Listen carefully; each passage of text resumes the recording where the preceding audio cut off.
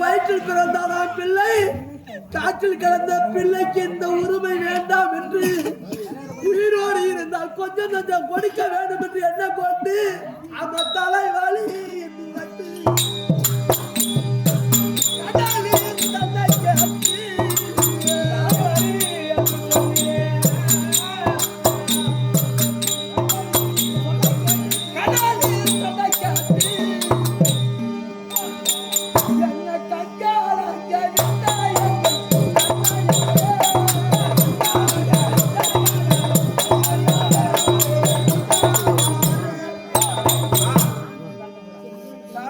தன்னை தலைவலி என்று சொல்லி ஆரை கடலுக்கு அப்புறமா இருக்கக்கூடிய திருப்ப கடலை கொண்டு வர வேண்டும் என்று கேட்டாயே.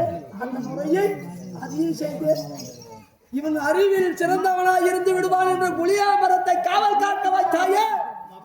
அதையும் செய்து அத்தனையும் காரணம் என்னவென்றால் பொண்ணுக்கும் பொருளுக்கும் புஷணத்துக்கு ஆசைப்பட்டல்லவா இத்தனை விதங்கள் என்ன செய்தான். அம்மா தாயே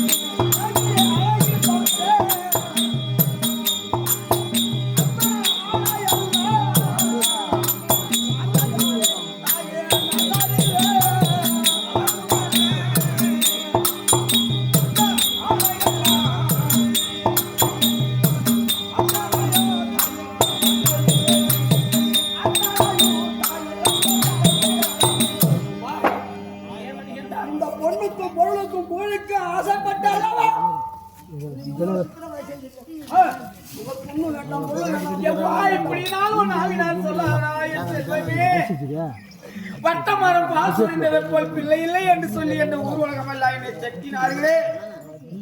எனக்கு பிள்ளையாக வந்து விட்டாயனா மகனே, நீ வந்த பிற்பாடுதான் எனக்கு ஒரு பிள்ளையாகப்பட்டது என் வயிற்றிலே பிறந்தது.